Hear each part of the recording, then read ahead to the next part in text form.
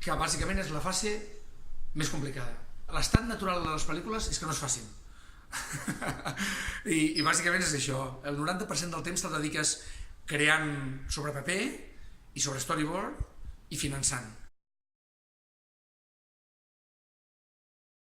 Els processos de producció és que són tan variats com cineastes hi ha. S'agafa una idea, es desenvolupa un guió, aquest guió doncs, es consensua i llavors es presenta als diferents actors. En canvi, a la part de distribució i a la part de monetització se et fa treballar amb un sistema nou en el que costa molt més recuperar els diners. Un cop la tens feta i el públic la rep, descobreixes que la pel·lícula que havies fet amb la que la gent interpreta, per dir-ho així, no té res a veure. El cinema no es deixarà de fer, el problema és en quines condicions.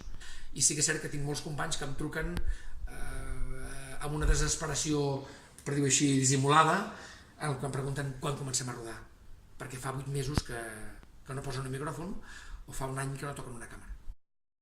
Fer cinema no és només una professió, és una manera de viure.